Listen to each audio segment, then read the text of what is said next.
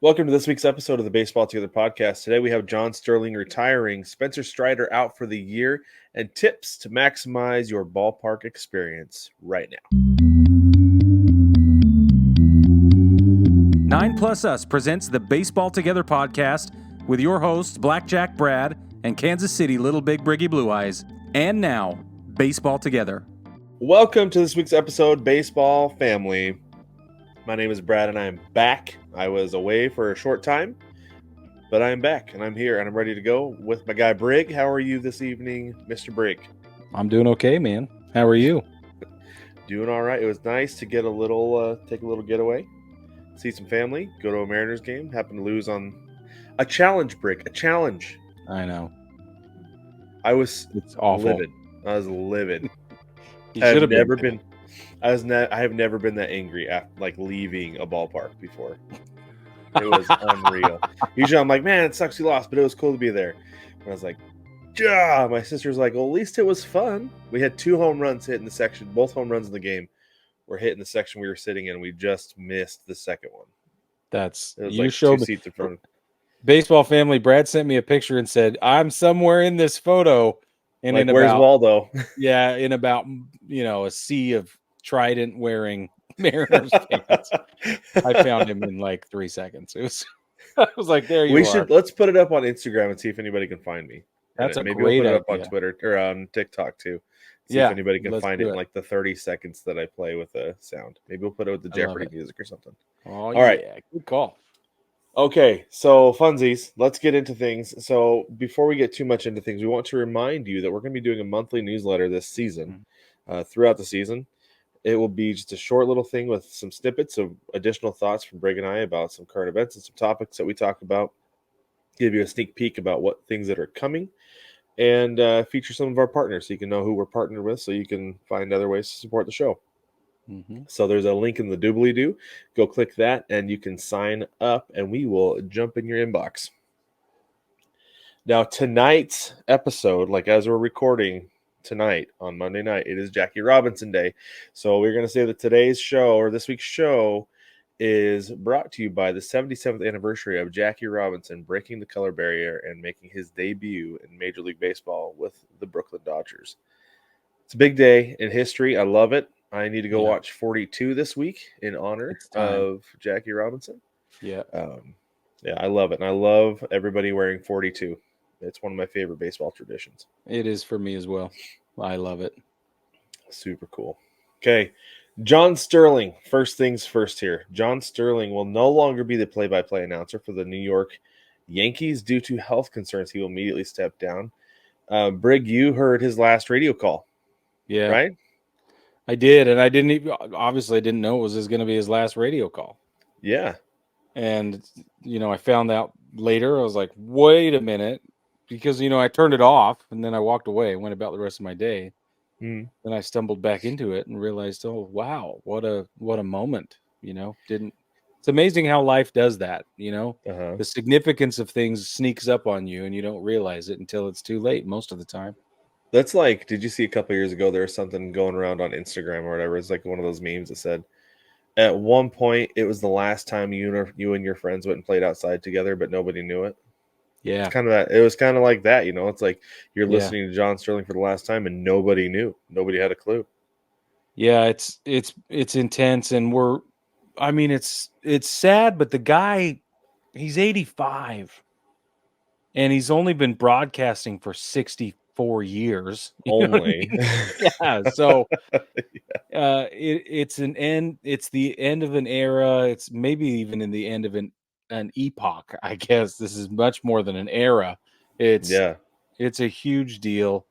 He's been cutting his workload down for the last couple of years anyway. He doesn't travel as much. I think he still goes to Boston when they go to Boston, and Toronto. I think he'll go up to Toronto and things like that. But mostly doing home games.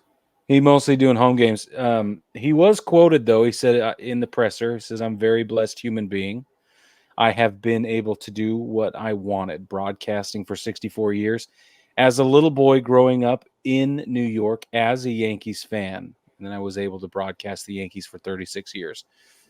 it's all to my benefit, and I leave very, very happy. I look forward to seeing everyone again on Saturday, when he will be returning to the Bronx, and they will be honoring him. And That's cool. for all his time they That's served. awesome. Yeah. So all in all, he called 5,420 Yankee games since 1989, 211 in the postseason. His final home run call was a Giancarlo Stanton grand salami with his long, drawn-out Italian call that And he sang the show tune and everything. he sang it. Yeah, he did. Was it a walk-off? No, I don't think so. Oh, okay. I don't. Right. I'd have to go back, but I don't think it was. Okay, but it was his final home run call. So do they know who's going to be replacing him yet? Is Susan Waldman just going to step in with guests, or how's that going to work? So she's been doing color for him, obviously, the whole time. But when he's not there, they have a replacement guy. I don't know who his name is. I know that they've had a couple of voices. So that's the thing with radio. You're like, who is that, right? You're Unless right. you Yeah, catch you the have no very idea. beginning of the broadcast where they introduce themselves, you don't know. Uh-huh. I've heard a couple of different voices over the last little while. I know the guy who does their Spanish broadcast is amazing. Like, Most of them he's are. amazing. And he'll come in and do some every once in a while when John can't. Last season in particular. So I don't know who they're going to get.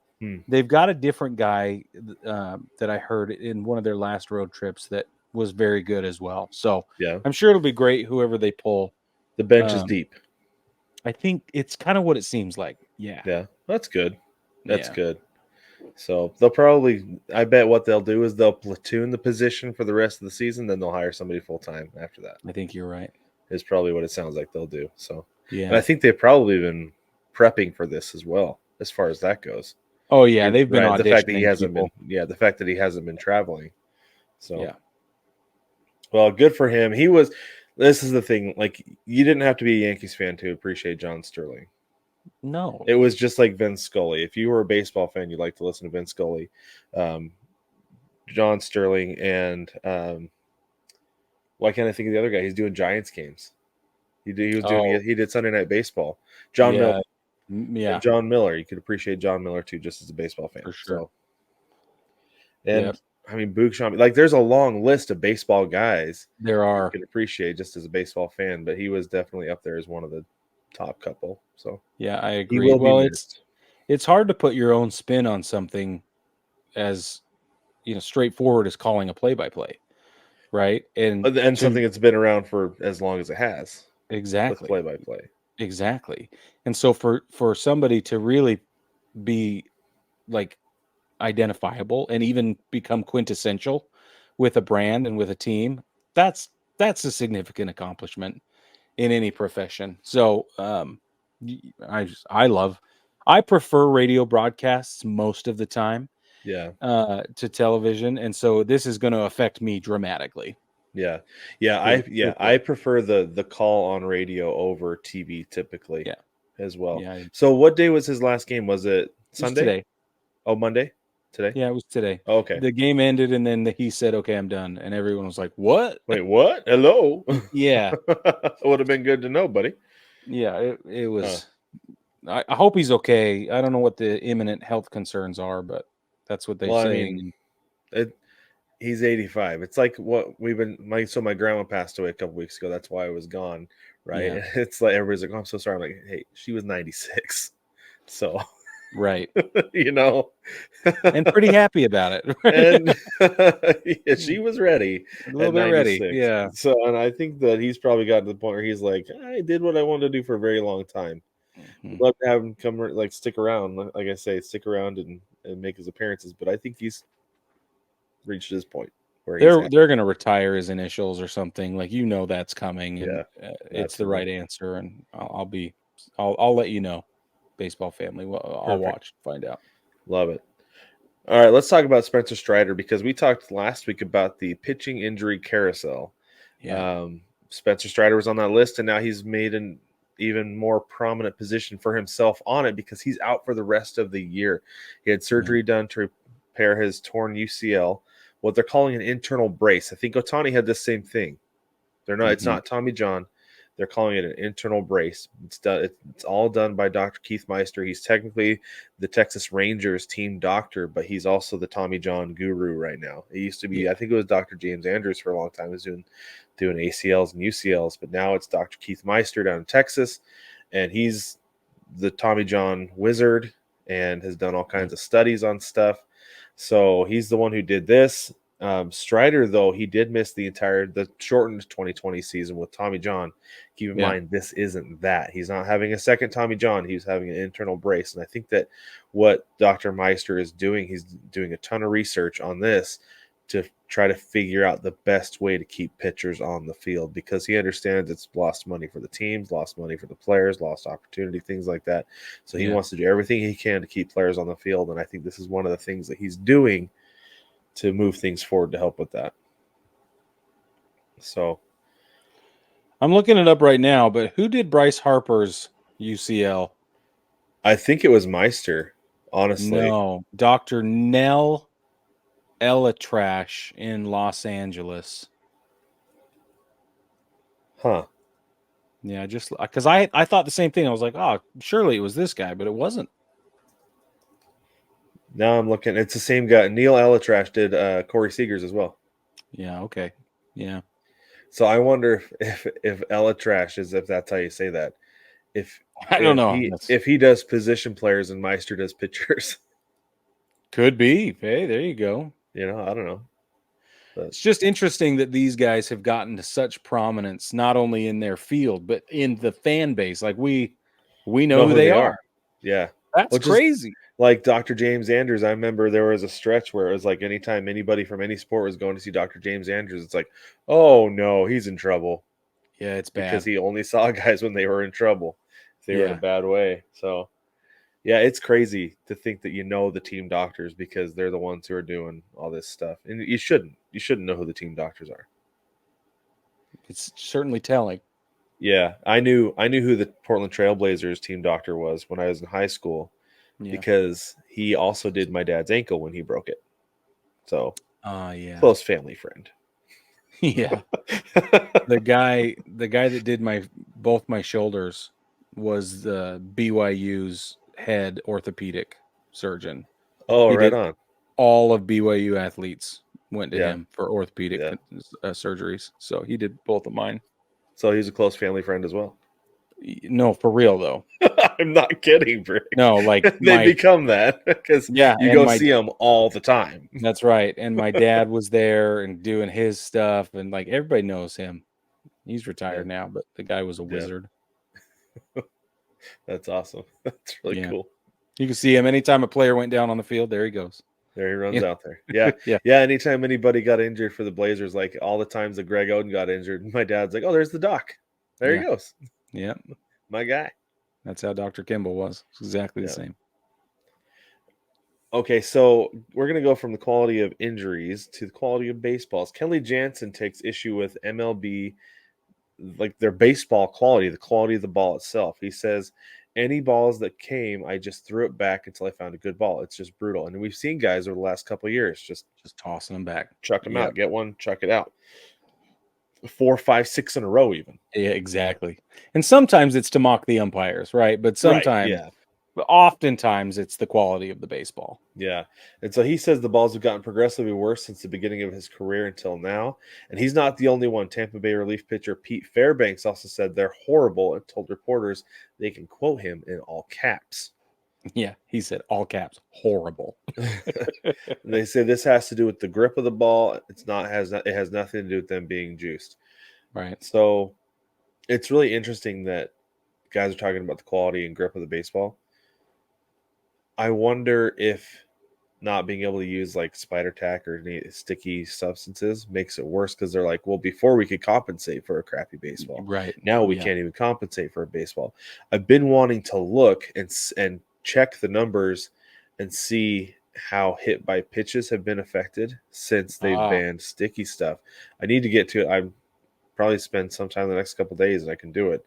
That's a great thought. Take a look, because one of the things is that players prefer the pitchers to use sticky stuff because they get that wicked spin, but at the same time they have more control. Right.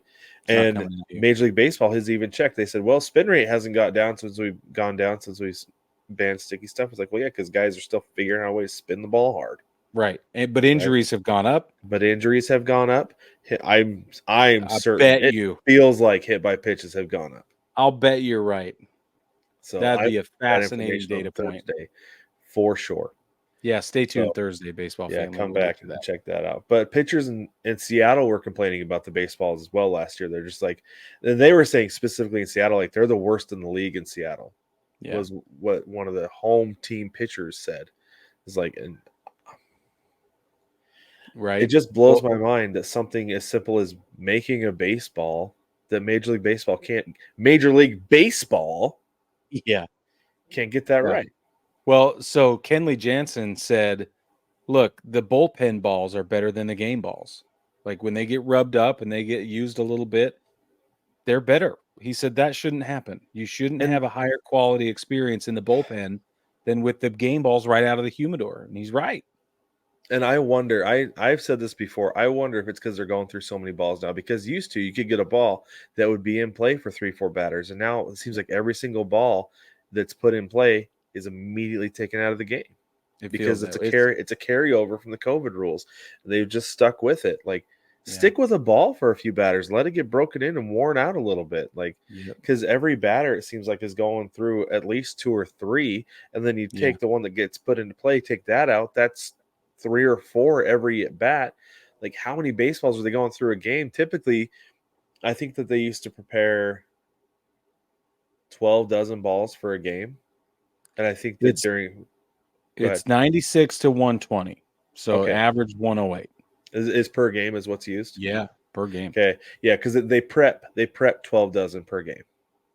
Yeah. So I wonder if that number has gone up as well with this carryover COVID rule that they use, but I don't know. Can I just make an interesting observation? Please do. They use an average of 108 baseballs per game, and there are 108 stitches in a baseball. Oh, fascinating. I don't know.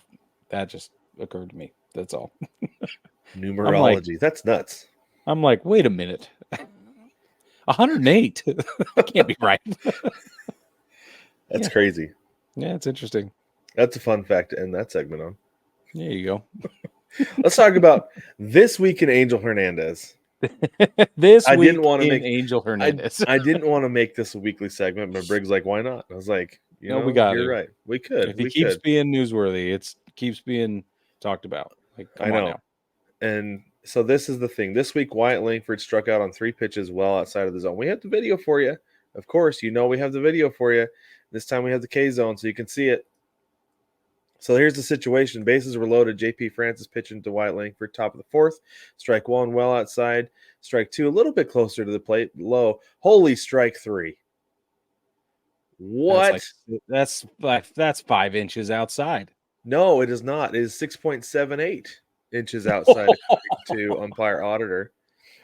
Oh, wow. That's the largest missed called strikeout in umpire auditor history, which they joined Twitter in 2014. So they've been doing this for at least 10 years. Wow. So 6.6 3/4 inches off the plate. During this game, Angel Hernandez had 7 called strikes of pitches that missed the zone by 3 inches or more. Whoa. That's absurd. Whoa. Major League Baseball's got to do something. I don't know when the next collective bargaining session with the umpire union is, but they've got to get to a point where, like, okay, we got to hold these guys accountable because this is just flat out lazy. Yeah. It's bad. It's bad for the game. It looks like he's fixing games, by the way. Yeah, that's what it looks like. Because keep in mind, you don't have to have one team win either way to fix a game. You can adjust the run line, make sure a team sticks within 1 or 2 runs. You can adjust for the over. You can suppress runs and adjust for the under. There are ways that umpires can be fixing games without having a specific team win. I'm not saying that it is, but it looks really bad It looks bad. And it's not okay. No, can you imagine? Can you imagine for a moment if there was a cabal of umpires that are fixing games, and if there's some sort of pool or revenue sharing going on between winnings and losses? I mean, that could be. I'm going to write a story about this now, but I'm like, oh my word, that would be so bad. That would be so bad. That would And that's how undermine the bad it integrity looks. of the entire establishment. That's how bad it looks, though. Yeah, With some of these umpires, it's egregious. He's not the only one, but he is the chief. Yes, he is. Yeah, he is he's the chief. worst one. Yeah, it's absurd. Okay, let's talk about Jordan Montgomery for a little bit. Jordan Montgomery is the first, hopefully, in a group. The first is right. I shouldn't say hopefully. This is the thing. Jordan Montgomery fired Scott Boras as his agent. And I say hopefully he's the first of a group. But Scott Boras is not good for baseball. No, he's not. Not at all. And he's reached a point where he's not even good for his clients. Right. For his players. Because Jordan Montgomery got into camp late. Blake Snell has not been good early because he didn't get spring training at all. But you can't figure out why. Yeah. Yeah. So Jordan Montgomery fired Scott Boras, replaced him with the Wassermans, Joel Wolf, and Nick Chanik. This comes in the wake of what was a complete meltdown and mishandling of Montgomery's offseason and free agency. Like, I wouldn't be surprised if we see other guys part ways with him because, like, if I was Blake Snell, I'd be out. Yeah. Absolutely out. And who else was part of the big Boras for this offseason? I can't think off the top of my head. I know JD Martinez. Matt Chapman. I'd be upset if I was Matt Chapman too. I'd probably be walking away. And Garrett Cole's fine. He's got his long-term deal. Cal Raleigh, the Mariners catcher, is a Boras client. I would be talking to Montgomery and be like, dude, what do I need to be on the lookout for going forward? Because I don't know that we've ever had, at least not that I can remember, that we've had a catcher as a Boras client yet. Right? I can't think of anybody. Not off the top of my head. I can look really quick, but who's gone into free agency. Cal Raleigh has a couple more years before free agency, but he could be going like, yeah, Cal, you're a switch hitting catcher. Absolutely, you should be getting X amount for X years, right? X amount for Y years, whatever.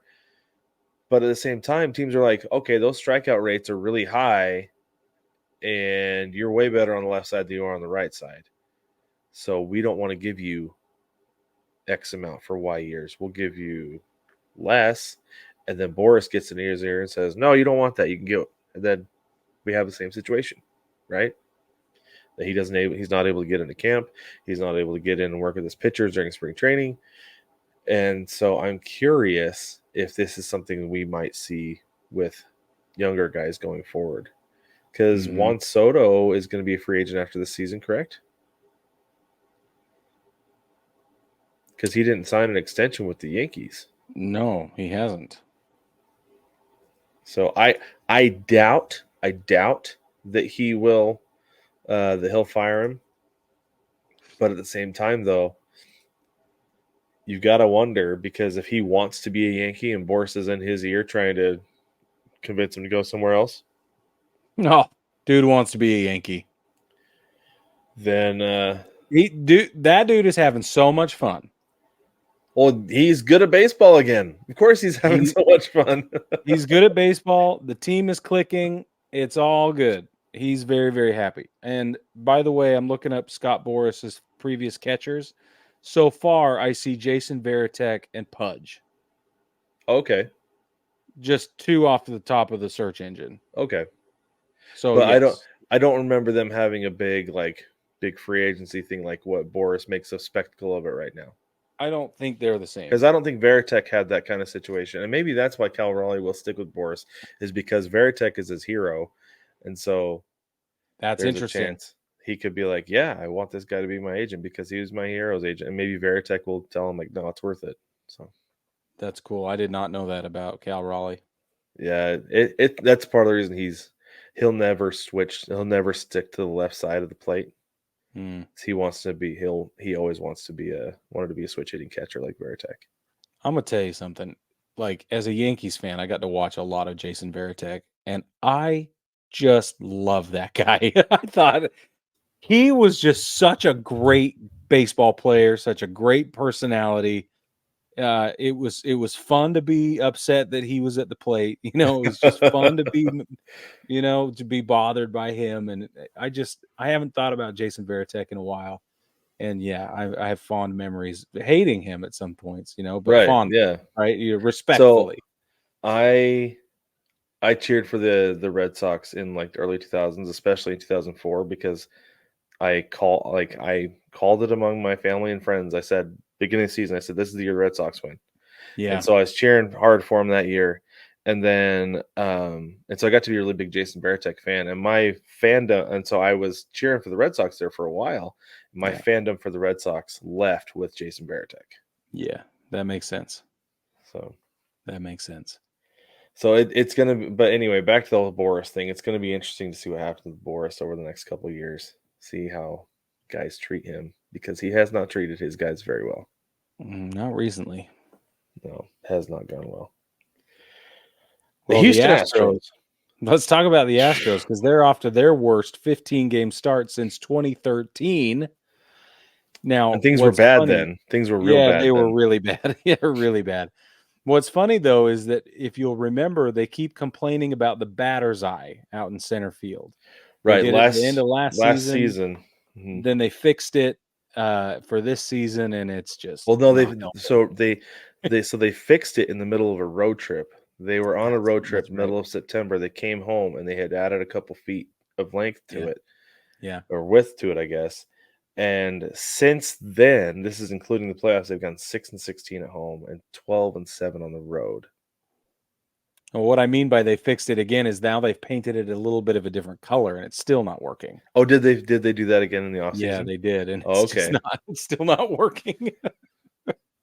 So I think with the Astros, there are some other issues. We had Blanco's no, right? That was a bright spot for the Astros this year, but at the same time, everybody else seems to be really struggling because they're off to a horrendous start right now. I had it, but I dropped it and I missed it. But they're currently 6-11. Their bats need hats, I think. I think you're right. So they need, or maybe they need to cut the head off a live chicken. Somebody touched Jobu's rum. That's what happened. Somebody touched Jobu's rum. You don't do that. Yeah, I think you're right.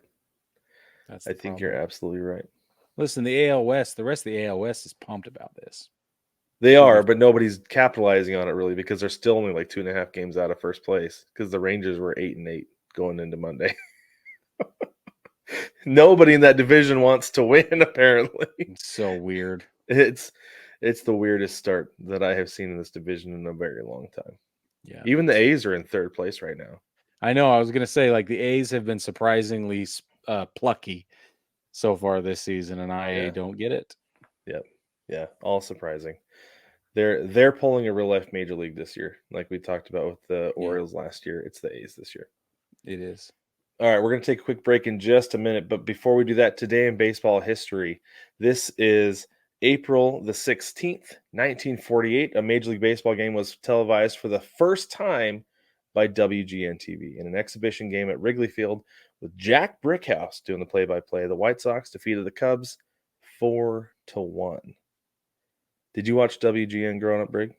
Oh, yeah. Of course you did. We all grew up watching WGN. Of course we did. Now it's marquee that the Cubs are on. But WGN was enormous in building the Cubs brand nationally, and I think that's one thing that's super cool. Super duper. That and the best baseball documentary ever made. All right, baseball family, when we come back, we're going to get into how to maximize your ballpark experience.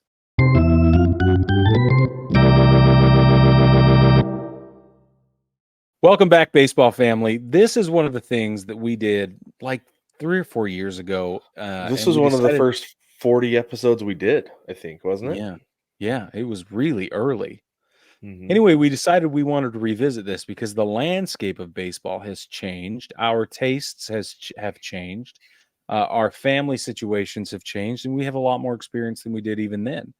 So we are going to talk about how what we believe are some of the keys to maximizing your ballpark experience. And there you can get a lot of different levels of experience, I guess, different classes of experience. Depending on the ballpark you go to, you can pay as much as you want these days, and you can get anything, almost anything you could ask for at a major league facility. Or you can go to the lowest Class A minor league facility in a historic ballpark like the one in Asheville, and get a bucket of popcorn and have a great time there. So there's so much going on, and I feel like the experiences are more rich than they've ever been now. I think people have rebounded from COVID, and that has brought back a more keen appreciation for the ballpark experience. I think teams have rallied around that and have provided new and exciting food options and new and exciting venue options. Ballparks are starting to build the model after the Battery down in Atlanta, where it's a whole economic district, and that's now bleeding into minor league facilities as well. So there's a lot of really neat things that have happened in the last couple of years, 3 or 4 years since we've recorded this episode and given our tips. So we're going to do it again right now, and we're excited that you're here for it because we're excited, and some things have changed and some things haven't changed. So Brad, why don't you tell us? We're going to do 5 each. Again, we haven't shared our lists with one another, but Brad, why don't you tell us what's one way you like to maximize your ballpark experience? So one thing I like to do is I like to take advantage of the clear bag rule, of the clear bag policy, right? So you can bring a clear bag, you can get them on Amazon and stuff. Yeah. Or you can have them branded with like your team name on and stuff. This one, I have one actually right here. Got on Amazon. It's seen better days. It's been well used. So I have a few certain things that I keep in mind all the time. So I always have seeds in there. I can always bring sunflower seeds into a game. I have a couple of like microfiber towels. I actually happened to get them at the Savannah Bananas game that we went to. We put them in there because like if the seat is wet, like if it had rained that day or if it's just dirty and I don't want to sit on a dirty seat or whatever, just like wipe my seat off. Haven't had to use them yet, but I've got them in there for something like that. And then the one thing that I always make sure I do is I grab a couple of water bottles out of the fridge, put them in a gallon bag so the condensation doesn't get all over stuff in my bag. Yeah. And I drop it in there. And that way I don't have to spend $9 on a bottle of water in a game. I can spend that $9 on a bunch of other things or one other thing, right? Yeah, Maybe well, probably one. Dog, part of my nachos can go towards that. But it's just it's one way to save a little bit of money to be able to spend on something else that I enjoy rather than spending it on water. And then when you drink that water, go fill it up in the drinking fountain. It's not going to be as good, but you're still, like I said, saving a little bit of money that you can use somewhere else in the game that's more enjoyable than be like, golly, I just need a little bit of water, right? Yeah. So that's one of my favorite things is having a clear bag filled with seeds. My microfiber towel is like the best thing that I put in there. Yeah, it's nice. In a while. A good thought. Yeah. And then always water, always at least 2 waters. If you have like 4 or 5 people, you can fit 4 or 5 water bottles in there, get one for everybody, and everybody's set for the entire game. So take advantage of the fact that they will let you bring those things inside the game, into the game, inside a clear bag. It will change your experience.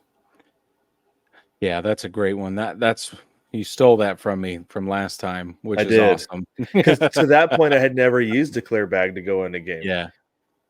It's a big safety thing, and stadiums all over the place are requiring them now. If you have a bag larger than about a billfold, right, or a large like a clutch, yeah, then they're not going to let you bring it into the ballpark. And so you have to be really careful. It's better safe than sorry. So you can buy them at the team stores, but the worst thing to do is to have to run your stuff all the way back to the car because it's too big, and they searched it and they said no and whatever. Right. Not that searching your bag is bad, but yeah, do that. I'm going to piggyback because I had the clear bag on my list as well. But one of the things that I always forget. Admittedly, I always forget this. One of the things I always wish I had remembered to bring to the ballpark was the little teeny bottles of sunscreen. And that fits perfectly in your bag. Just take a couple of those little bottles, maybe like one per person if you can. And they're small enough that if, the little 2-ounce guys, right? If they're small enough that if they're like, you can't have that many, you pair them, you throw a couple of them away or whatever, right? And they're never going to tell you that. But if they did, you could say, okay, fine. I can, instead of trying to lose a whole tube of I prefer the aerosol like 1,000 times to 1. Yeah. Because I hate lotion. Yeah. So yeah, that's one thing that, like, if I'm going to a day game, I always bring a can of sunscreen. Yeah. Of spray sunscreen for sure. I do the lotion especially with the kids, so that I don't miss any spots and I can do a really good job, and they can kind of help me so they can get it in the parts of their face that I don't. And every kid hates spraying in their face. Everybody. See, so living in Arizona, my son is super duper good about it. So close your eyes, hold your breath. Yeah. He's spraying. Yeah, he does a good job. That's because great. He's used to it. So, but I can see why other kids would be like, bah! Yeah. It's a whole thing every summer here. I believe it, because you're not applying sunscreen year round. No, it is not a constant. So we always end up making the mistake, and you'd think I'd learned by now, but we make the mistake every time of suffering through the first, second, maybe the third inning, and then I'm running around to find which shop in the concourse has sunblock. So, and then I end up paying $1 million. Yeah. Oh, it's just so expensive. I've done it at every stinking ballpark. The one ballpark I did not have to do it at was Kauffman in Kansas City. I went to the Medical Aid Center. And I was like, do you have? And they were like, yeah. And there were these little baseball card size cello packs. Little nice. plastic packs that you like. Yeah. They look like oversized ketchup packets. Yeah. Of sunscreen. Mm-hmm. So that's the only time I've not had to pay for them, but I keep being a dunderhead and forgetting to bring. So if you're like me and it's going to be a day game, bring some sunscreen. Yeah, for sure. I agree with that. Yeah. Okay. So my next one, this is before you even get in. Okay. So, like, there's always some kind of unique thing to get at the ballpark. And if you want to, and like, get the unique thing at the ballpark, right? That's part of this, is get the unique thing at the ballpark. We were at T-Mobile on Sunday, and my niece and nephew had never been. So we're like, get garlic fries. Got to get garlic fries, right? So they had garlic fries. And Brig, they had waffle garlic fries, which were next level. We drove home after the game. It had been a solid 5 hours since we finished the box of garlic fries, and he refused dinner because he said he's 16, so you think he has a hollow leg. He refused dinner because he's like, I ate my weight in garlic fries today. I'm still not hungry. My man, it was fantastic. What I would do. I was a proud uncle, but yeah, you should have been.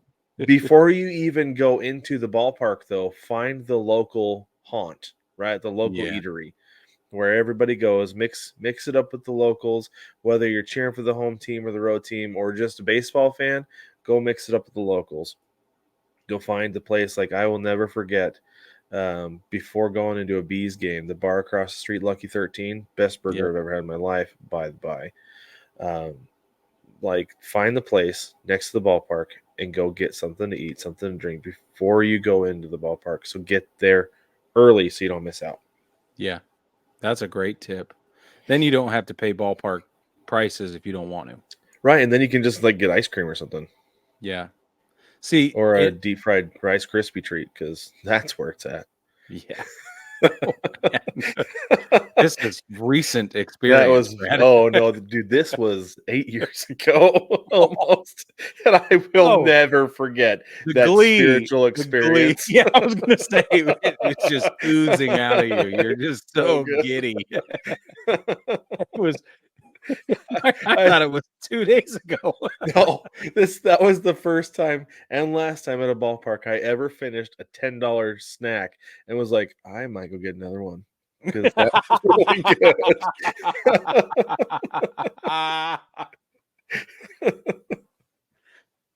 It was next level, man. It was so good. That is really funny.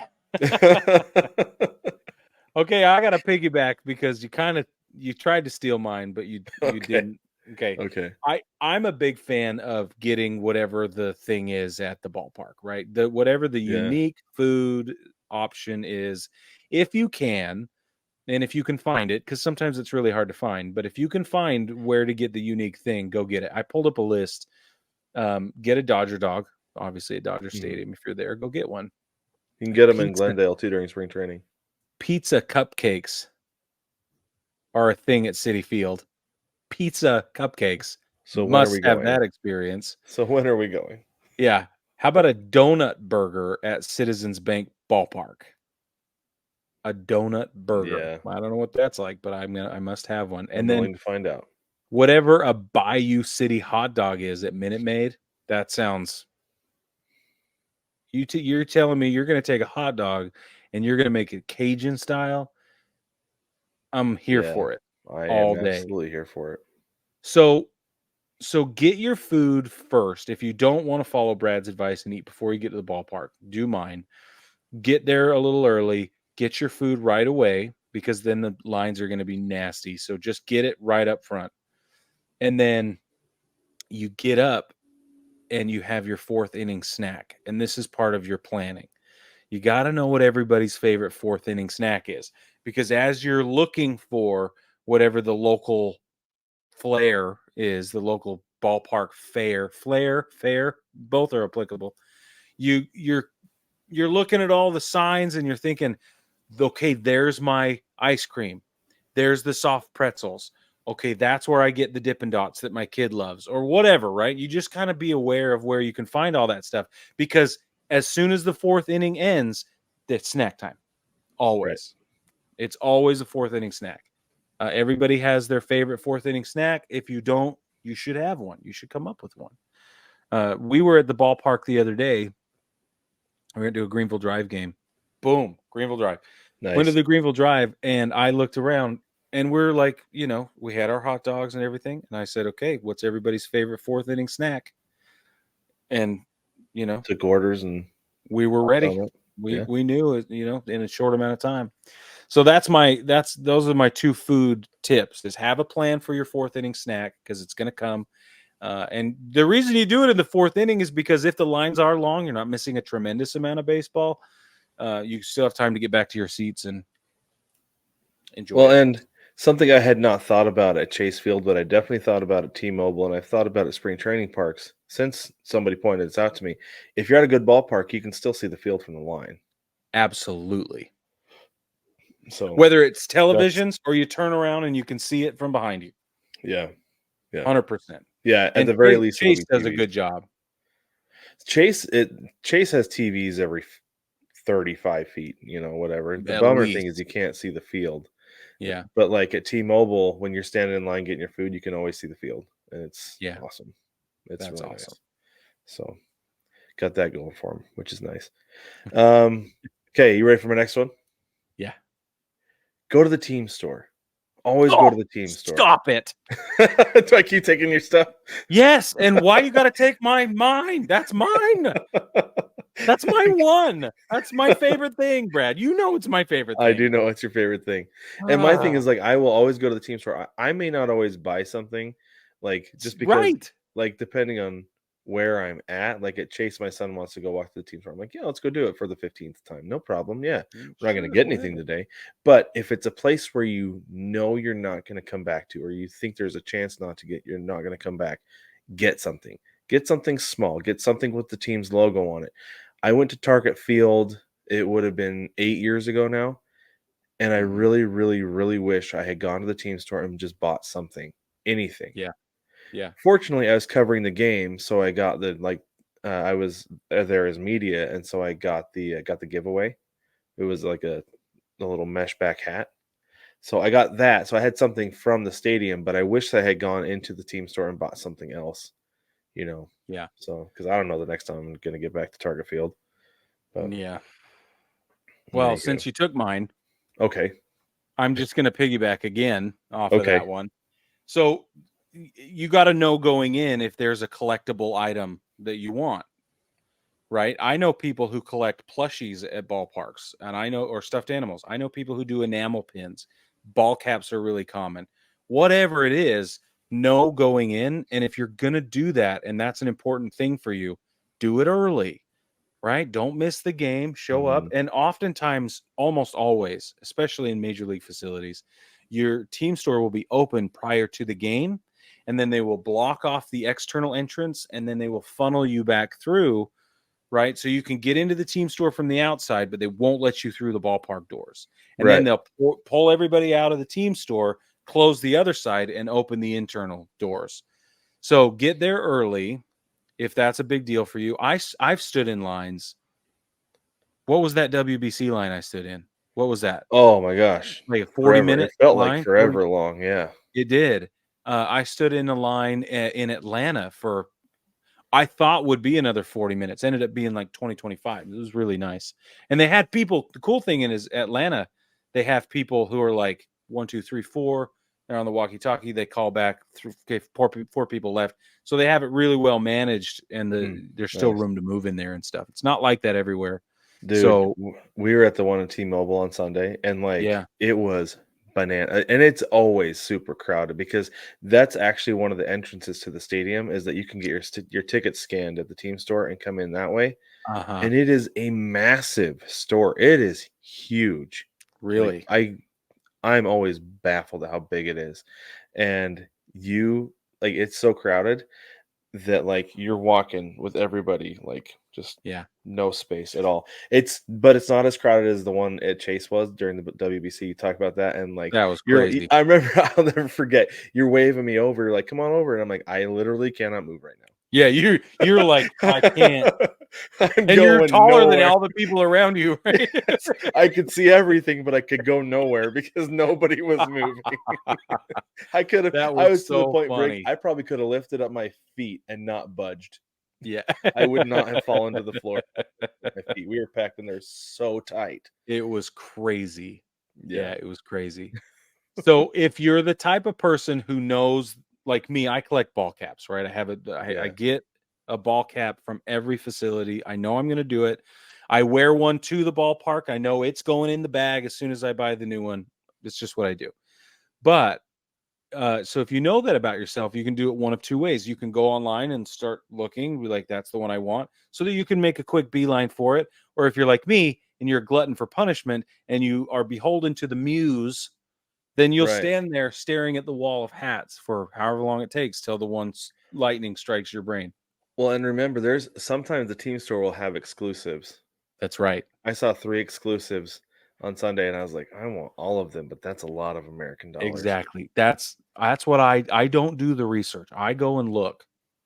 Yeah, for lots of reasons, because the decisions I thought I was going to make before I got there, or would have made before I got there, and I saw what everybody else was wearing, and I noticed the unique stuff the team store has. I never go in with a plan because I want it to be unique to that one experience. Yeah. Yep. That's how I would do it too. But pick the thing you're going to collect if you're going to collect a thing. Know at least that going in. Stuffed animals, enamel pins, flags, whatever it is. Mm-hmm. Or another thing you can do is, like you said, know what you're going to get. Like if you were going to get enamel pins, as soon as you walk in, find somebody to say, where is it? Yeah. Because they're so crowded. Typically, you don't want to be wandering around looking for stuff. No, and enamel pins go fast. That's the other thing about enamel pins. If that's your thing, you're be prepared to hunt for them because they're not always easy to find. Yeah. Because I used to collect enamel pins. Oh, nice. They were too hard to find eventually. I just like whatever. The hats are right there. Yeah, hats are much easier to find. I'll wear them too. So. Okay. You actually talked about this one a little bit. So when we were talking about food, you said get there early and do your rounds. That's one thing that get there early and wander around, explore Yeah. the ballpark, find, like you said, find the things that you want to eat, right? Find what you want to eat early for your fourth inning snack, and then I'm not going to get into my last one, but like find a lot of ballparks have a museum. They'll have in Seattle, it's like super well hidden. They actually have a sand lot that you can play at. Yeah. And then they have a place where you can get your picture taken with a cutout of Julio Rodriguez. They have the moose. What is it? It's like the moose den or something like that, where you can go get your picture taken with the moose.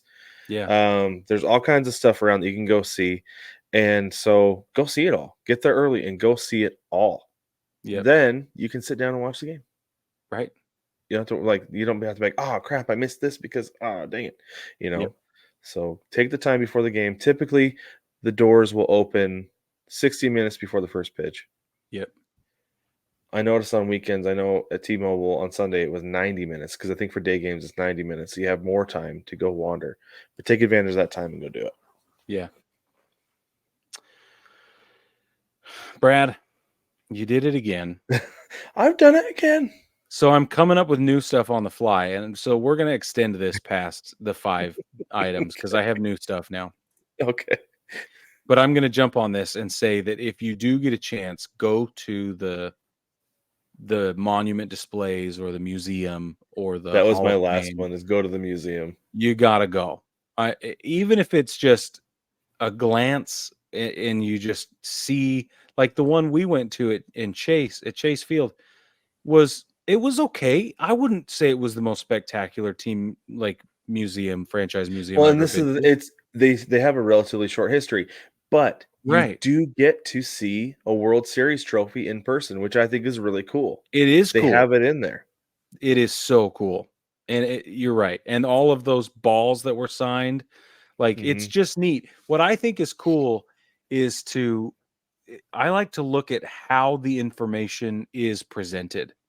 Because so in Yankee Stadium, they also have all the balls, right, signed by pretty much every single person.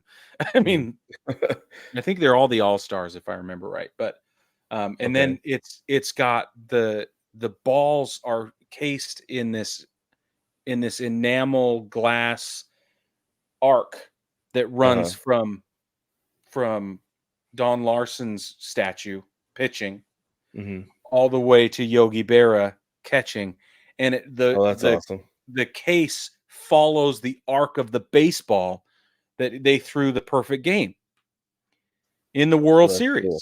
That's super cool. You know what I mean? It's stuff like that. It's like there are hidden little nuances and things everywhere. And what's cool about every stadium museum I've ever been to is that there's somebody there, not just able to answer questions, but they are excited to talk about this. This is their thing.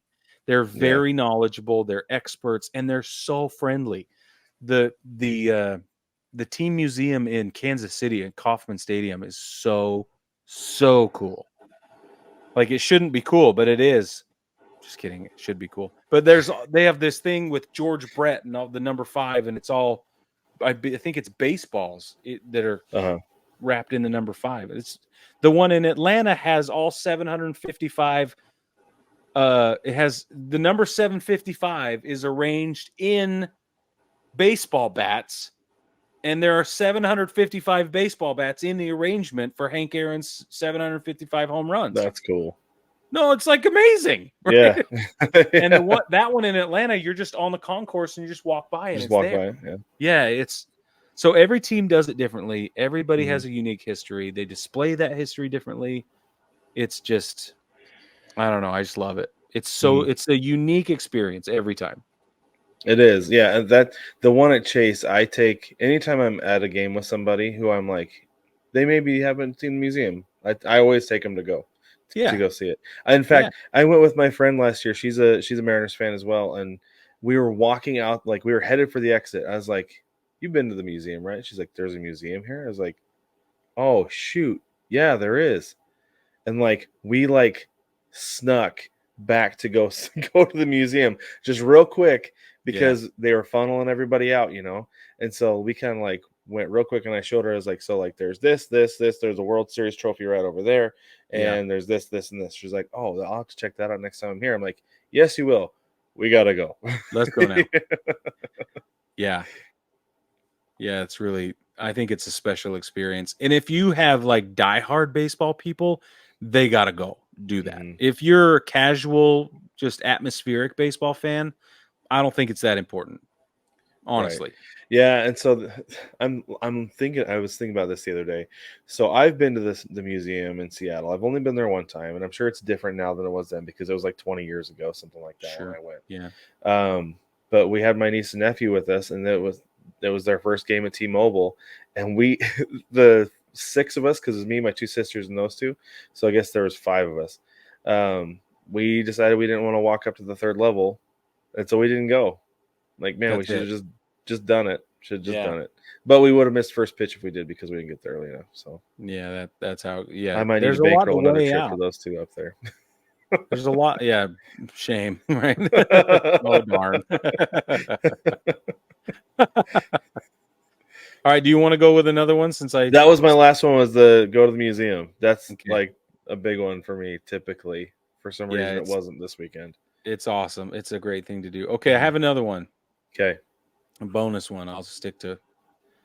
I've got a couple of bonus ones, but I'll do this one first. Okay. I know that there have been many times in my life where I couldn't buy a ball cap at a team store, or I couldn't afford even an enamel pin or a 4th inning snack or whatever. So what I started doing is getting iconic photos that didn't cost me a dime, right? Cell phone photos, or sometimes I have a camera, like way back, I'd have cameras with me.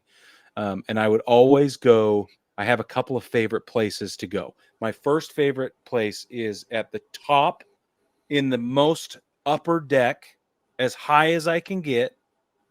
And then I want to look right down behind home plate, and I want to watch all of it spill out in front of me. And I want to see whatever's beyond in the skyline behind center field. And I get a photo of the stadium there, but I also get a photo, if I can, of me and whomever I'm with from there. So that's the thing. If you can't buy anything, there's a lot of ways to remember these things, and that's absolutely one of my favorites. Yeah. And then when we were in St. Louis, there's always and more this is the case, but there's always something neat going on outside the stadium too. Statues are very common. Pennants, maybe hanging on a flag, or you'll see some stadiums have bricks that are special engraved bricks, and they tell a story and things. That kind of stuff is always really cool to me. So if you are in St. Louis, for instance, you just go outside the gate in St. Louis, and there is an enormous commissioner's trophy right out in the. I mean, it's like really? It's huge. No, it's absolutely huge. And you go get a picture there, or you can go get they have a big STL St. Louis logo out front. You just go get a picture in front of it. That's just as good as an enamel pin or a ball cap. It is. I love taking certain pictures of ballparks. For some reason, I like the picture into the infield from the outfield. Yeah. I noticed that this year when I was going to spring training games, and then I caught myself again yesterday. I was sitting in the outfield, and I was just like, oh, perfect. I was like, take this picture at every ballpark. I don't know why it's that, because all I'm getting is the facade behind home plate, right? And then the field, when I was like, really, I should be taking this picture out toward left field where you can see Seattle and the sound, and I should be up in the upper deck getting a much better picture. But I'm lazy by nature, so I did not. You just feel like, this is where I sat. This is where I sat, so this is where I took my picture. But even I'm not kidding you, Brig. Every spring training game I was at this year, I made it a point to take a lap so that I could get an outfield picture. Yeah, looking in. awesome. I don't know. I don't know what it is. Maybe I should focus more on that home plate looking out picture, because those are really cool. They're really cool. But I've taken that right field flagpole picture or foul pole picture a million times. I love it. I love that shot. Yeah, it's a sweet shot.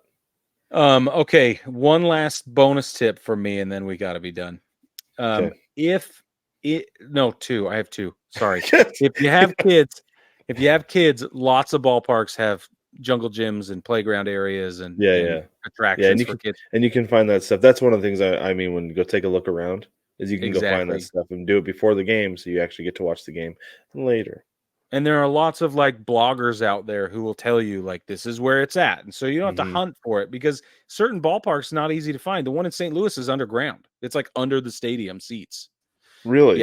Yeah, it's down. You got to go down to get to it from the field level. And so that's really interesting. So if you have kids and you know they're going to want to go on a slide or a zip line or something like it in Atlanta, they have a zip line, then you get that figured out. So my other one is if you can afford it and if you're comfortable with it and whatever, and if the team offers it, get valet parking. Just get valet parking. I can't tell you. This is one of my favorite things. You go up to Coors Field, and I got an 8-month-old, and I had a back surgery a while back, and my wife's there with me, and I'm like, I'm not parking this car. And I saw a guy doing valet, and I was like, whoop, $40, done. Worth it. Done. Okay, I got one more. I bet you do. I love going to games. Here's one more. I'll call this one my last one. Since this is about the theme that we have here, baseball together. If you're there, make friends with the people sitting beside you. Make friends with the section if you can. Yeah. Spread your freaking wings, man, because baseball is better together. It just really is. And we're not using that as a gimmick. That's how this whole thing got started. Baseball is better together. So do fun, quirky jokes and stuff and conversations with the people in your section. Okay, so real quick, I have a story about that from this weekend. Okay. Oh yeah. I mean, you've seen. I'm not a super like social person, but I'm pretty social at baseball games. Thanks to you. You are. Yeah. So, so there's this guy sitting 2 rows in front of me on Sunday. The Mariners were playing the Cubs, and the only guy he would cheer for by name was Cody Bellinger. Okay. He would like Bellinger's up, and he would yell, "Let's go, Cody! Let's go, Cody!" I'm pretty sure Bellinger went 0 for 4. Because every time he got out, as loud as I could, I would yell, "Attaboy, Billy!" Just like you knew you would, just being obnoxious as all get out. By the time he gets out the fourth time, this guy turns around, and looks at me, just like and if looks could kill Brig, I'd have been dead on the spot. Mm-hmm. And I started cracking up. I was like, dude, I'm just messing with you. I love Cody Bellinger. He's like, you do? I was like, oh, he's one of my favorite players. I'm just messing with you. We high-fived, we went back to it. And then later on, like, that was like the 7th inning. And then through the rest of the game, he turned around and we were talking the rest of the time, And right. And if he had been legitimately mad, I'd be like, dude, I'm sorry. I'm just messing. Like, I'll stop. Right. And I would have stopped, but he got the joke. And so we were cool the rest of the time. And then the Mariners lost by a crappy challenge at the end of the game. We fist bumped and he left, Yeah. So yeah, it was fun. It's fun to be social with the people in the section, even somebody who's not super social, generally speaking. It's my favorite thing. And I'll give you a tip, okay? When you hear the charge bugle call, and everybody goes, charge! Don't yell charge, yell foul ball. Just yell. It's a thing that we do. We do it everywhere. And my goal every time I go to a game is to be the guy that yells it as loud as possible, draws enough attention, people start asking questions or whatever. Then we start laughing together, and pretty soon I'm going to get the whole section yelling foul ball if I can. I have not yet done it, but that's a lingering goal for me, is to get everybody yelling foul ball. So this is the last thing. Jorge Polanco for the Mariners. Mm-hmm. I told my sisters and my niece and nephew, I said, okay, whenever he gets on base, I'm going to yell hip, hip, and you guys yell Jorge. Okay? Yes. My friend told me about this. She learned this at Yankee Stadium. I think it was Jorge Posada. It was a long time ago. But anyway, so I was like, we're going to do this. And so he walked. We did hip, hip, Jorge. He homered. We did hip, hip, Jorge. And my sister goes, do it again. So I was hip, hip, and about 10 other people around us all went, Jorge! That was awesome. We got a little bit of a cheer in section 106 at T-Mobile. That's the whole point. See, that's exactly what I'm talking about. And it makes it so much more fun. Yep. There's nothing. So for me, there's nothing better than a baseball game. And if you're going to be there, you might as well be sharing it, and it might as well be collectively joyful, honestly. And there's no reason it shan't be. There's no reason it can't be. And with that, baseball family, let's say about I shan't, and I went. Okay. If you want to support the show, want to support us continuing to do this and make it a little bit easier for Brig to word, you can support us on Patreon. You can follow the link down in the description. We have 5 tiers of support: $1, $5, $10, $15, and a whopping $500 a month. Each comes with its own special perks. $500 has some big promises that I made on Brig's behalf without his permission, but he says he will follow through. But everybody gets a sticker, everybody gets other things, and everybody also gets the bullpen cut, the unedited version of the show, which is all the between segment shenanigans and things like that. So that's on Patreon. There's a link in the description so you can support the show that way. The baseball family, thank you so much for joining us with more tips to maximize your ballpark experience. We will catch you Thursday night when we go live.